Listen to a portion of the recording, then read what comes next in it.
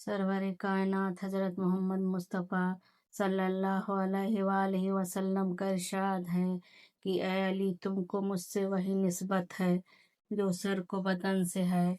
मुरसल आज़म ने ये कहकर अली की अजीम फजीलत बयान फरमाई है, इसलिए कि सर ना हो तो जिस्म मुर्दा हो जाता है। मगर अफसोस कि जिस आका के लिए सरवर कायनात ने यह हदीस पेश फरमाई, उम्मत ने उसकी कदर नहीं की और नहरवान की जंग के बाद खारजियों का गिरोह हजरत का खून का प्यासा हो गया।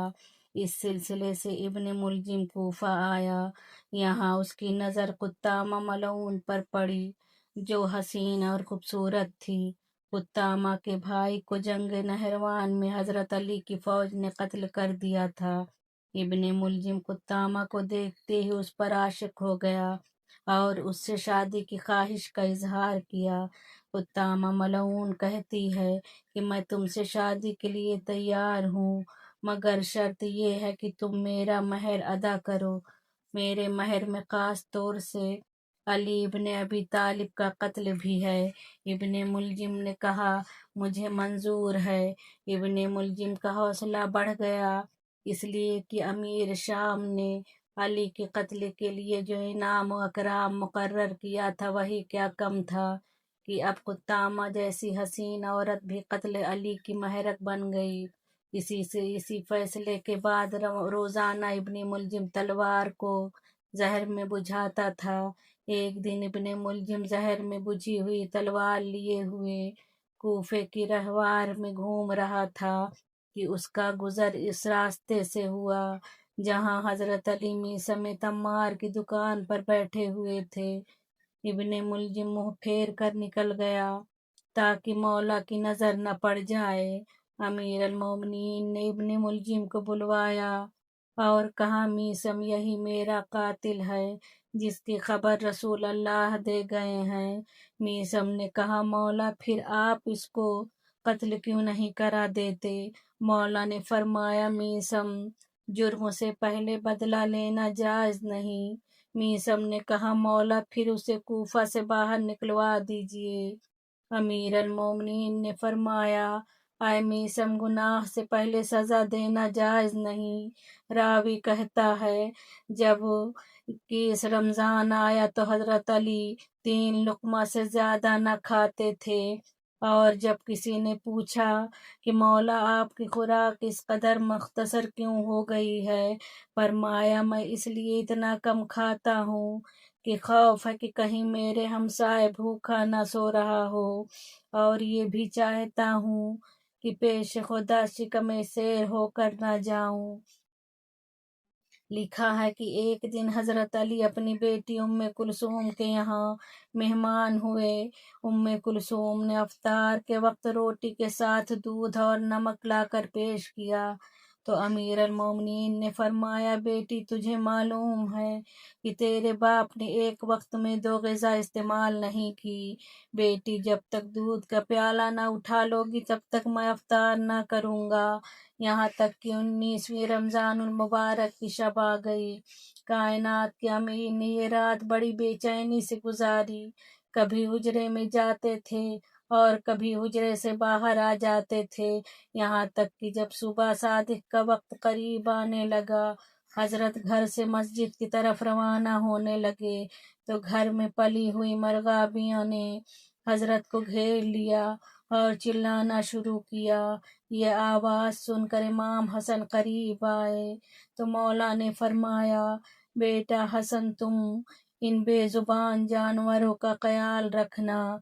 इन जानवरों में कभी कोई भूखा प्यासा न रह जाए। अय बेटा हसन, अब अगर तुमसे इन जानवर के आबोदाना का इंतजाम ना हो सके तो इन्हें आज़ाद कर देना। इसलिए मैं किसी का भूखा प्यासा रहना बर्दाश्त नहीं कर सकता। अज़ादारों गौर करने का मकाम है। जिस अली से जानवर का प्यासा रहना न देखा जाए, उसकी औलाद को करबला में 3 दिन का भूखा प्यासा रखा। फिर उसके बाद मस्जिद में आए। इब्ने मुलजिम उस वक्त उस मस्जिद में सो रहा था। मौला उसके करीब आए اور جگا کر کہا مجھے معلوم ہے کہ آج تیرا کیا ارادہ ہے اور کیا چیز تم نے چھپا رکھی ہے، اس کا بھی مجھے علم ہے۔ اور پھر مولا علی گلدستہ اذان پر گئے اور اس طرح اذان دی کہ تمام اہل کوفہ نے علی کی آواز اذان سنی۔ اذان دے کر علی محراب مسجد میں آئے، یہاں تک کہ نماز کی پہلی رکعت پڑھی، اور جب پہلے سجدے سے سر اٹھایا تو اس وقت ابن ملجم نے سر اقدس پر اس زور سے تلوار لگائی کہ سر شگافتہ ہو گیا، خون بہنے لگا۔ حضرت نے فرمایا بسم اللہ و باللہ، مسجد کے دروازے آپس میں ٹکرانے لگے، قلندلیں گل ہو گئیں، عالم میں تاریکیاں پھیل گئیں، آسمان و زمین کے درمیان قتل الامیر المومنین کی آواز بلند ہونے لگی۔ زینب دوڑی ہوئی امام حسن کے پاس آئی، کہا بھیا جلدی مسجد جا کر بابا کی خبر لو، فضا میں قتل الامیر المومنین کی آواز گونج رہی ہے۔ حسنین مسجد میں آئے، بابا کو خون میں غلطہ دیکھا۔ امام حسن نے بحکم پدر صبح کی نماز جماعت تمام کی، پھر گلیم میں رکھ کر گھر کی طرف چلے۔ دوستوں کا ہجوم تھا، لیکن جب بیت الشرف قریب آیا تو مولا نے فرمایا بیٹا حسن تم اب میرے دوستوں کو واپس کر دو، اس لیے کہ مجھے اس حالت میں دیکھ کر زینب ام کلثوم گریہ کریں گی، اور مجھے یہ گوارا نہیں کہ میری بیٹیوں کی آواز گریہ نامحرموں کے کان تک پہنچے۔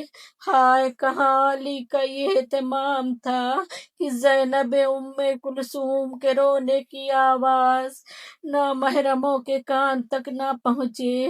اور ایک زمانہ وہ بھی آیا کہ جب اسی کوفہ میں زینب ام کلثوم اس طرح لائی گئیں کہ سر کھلے ہوئے تھے، ہاتھ پسے گردن بندھے ہوئے تھے۔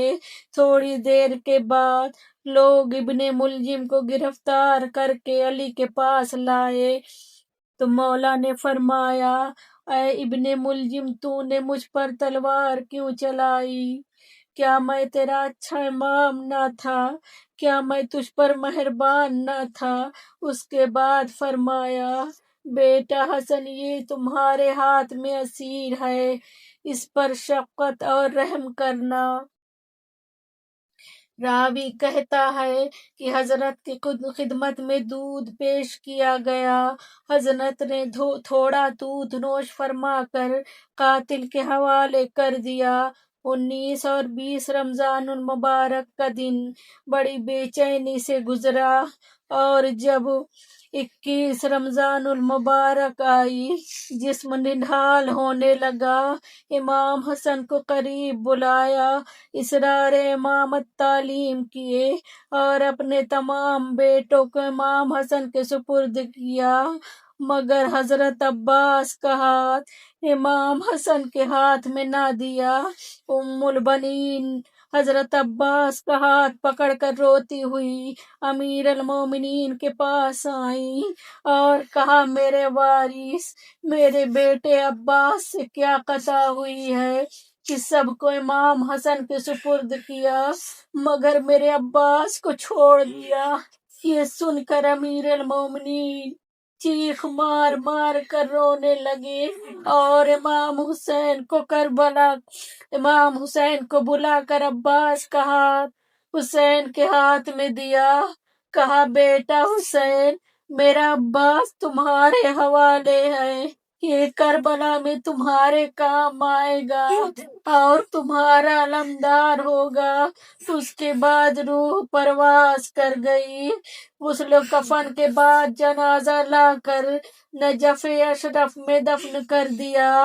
پھر حسنین بیت الشرف کی طرف روانہ ہوئے تو ایک ویرانے کی طرف سے گزر ہوا، ایک جانب رونے پیٹنے کی آواز بلند ہوئی، شہزادے اس جانب گئے تو دیکھا کہ ایک ضعیف ناتواں خاک پر پڑا ہے، سرہانے اینٹوں کی تکیا ہے۔ شہزادوں نے اس کا حال پوچھا، اس نے کہا میں ایک مسکین و غریب و مریض ہوں اور 1 برس سے اس خرابے میں پڑا ہوں۔ میرے پاس روزانہ ایک شخص آیا کرتا تھا اور میرے سرہانے بیٹھ کر بڑی محبت سے مجھے کھانا کھلاتا تھا۔ حسنین نے کہا تم نے اس کا نام بھی کبھی پوچھا تھا یا نہیں؟ اس مرد غریب نے کہا میں نے نام بہت دریافت کیا، مگر جب نام پوچھتا تھا تو وہ کہتا تھا کہ میں ایک مسکین ہوں جو مسکین کے پاس بیٹھا ہوں، میں بھی ایک غریب ہوں جو غریب کے پاس بیٹھا ہوں۔ یہ سن کر شہزادوں نے فرمایا اے شخص وہ کوئی اور نہیں بلکہ ہمارے بابا علی مرتضیٰ تھے۔